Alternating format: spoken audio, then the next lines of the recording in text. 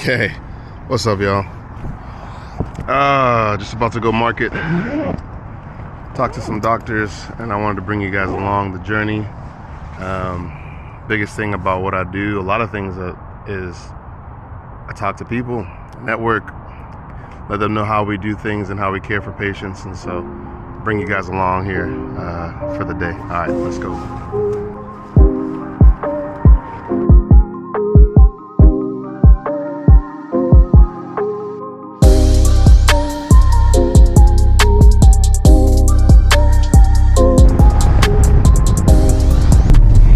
Alright, so I'm on my way to go see a doctor I've been working with for a while, and I was just thinking, like, I think when it comes to marketing, well, healthcare marketing,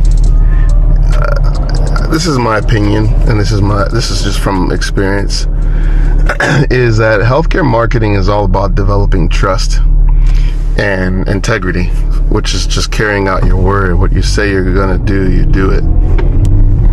And I, as the administrator, CEO, could say, oh, we're gonna do this, this, and this. But if the nurses, if the therapists don't carry that out, my words are nothing, right? And so a lot of times, you know, in the healthcare industry that I'm in, which is home health and hospice and veteran care, you get a lot of different administrators that just come in and come out, and they're here today, gone tomorrow.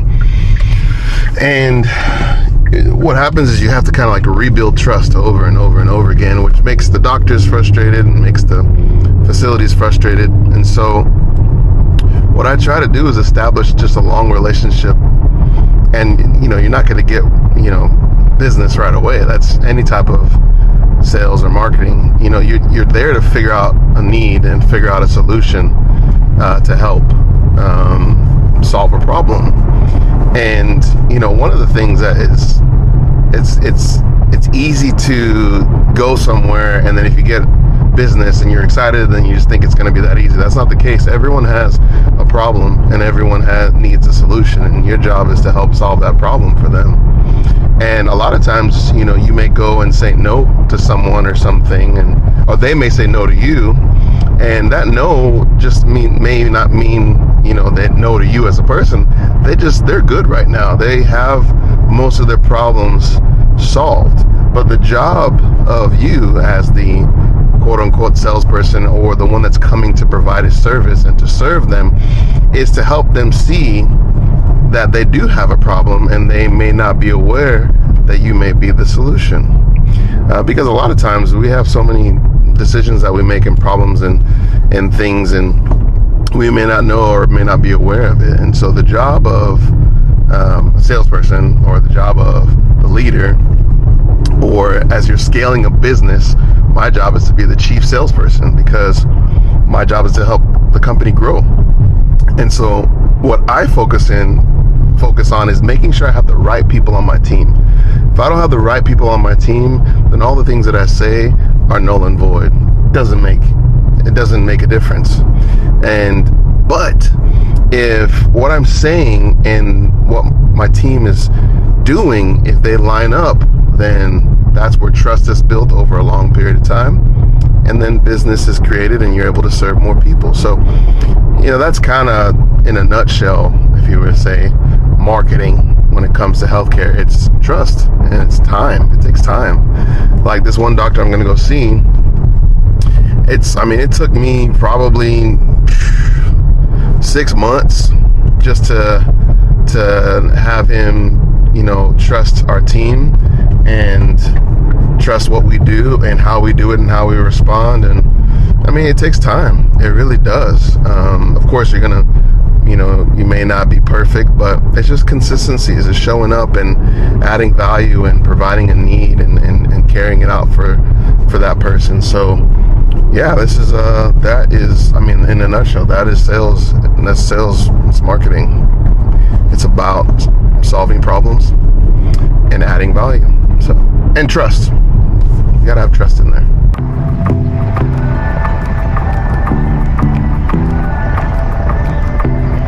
Oh, another thing, you've got to be able to relate to people.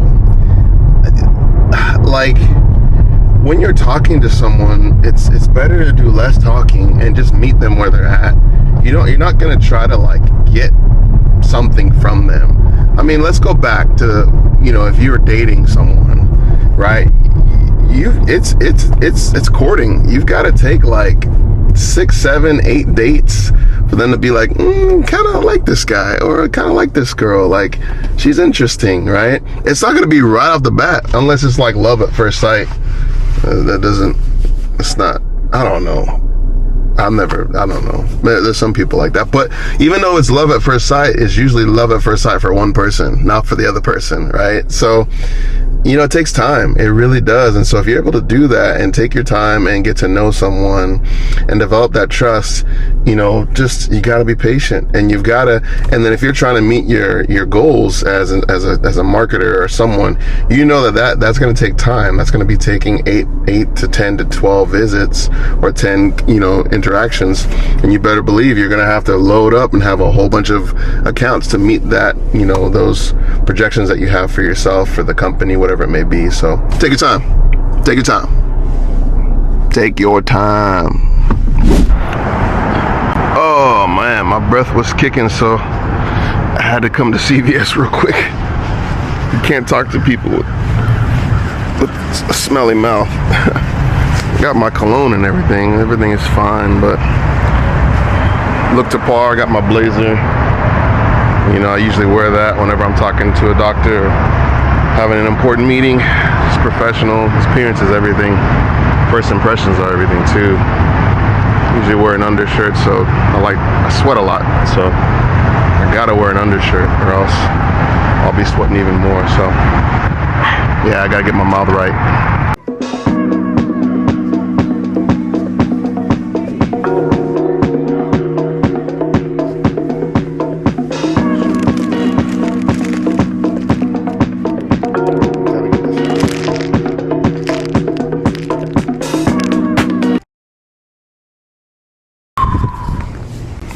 Oh, yeah.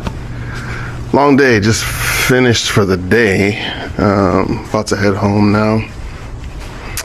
Marketing was good for the day. After I finished up the marketing, came back to the office and helped some of our team process some hospice referrals, and then had a couple meetings.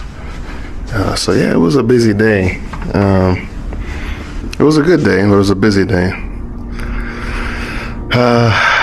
Yeah, I actually talked to a UTD marketing group, and we actually talked about marketing, which is kind of funny because we're just talking about it.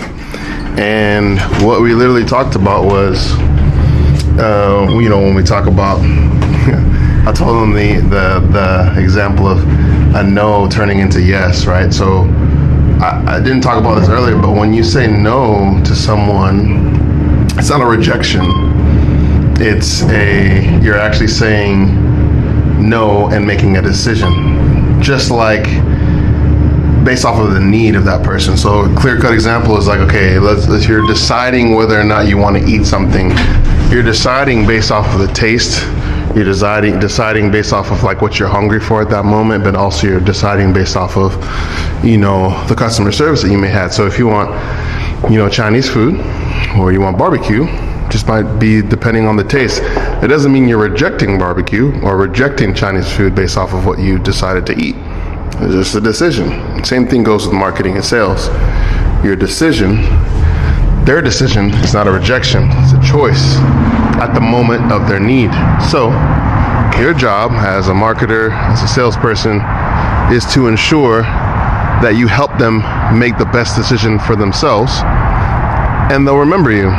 And when they remember you, maybe you can help them with another choice, and maybe that choice will become a yes one day in the future. So it was cool. I helped them understand. I'm gonna talk to them live and in person, talk to some interns and some students about what it means to be a marketer. So yeah, as you're going out there and marketing to people and taking care of them and serving is the number one job to do when it comes to marketing. Make sure you're helping them make a good decision that helps solve their problem for themselves. Have a good one, guys.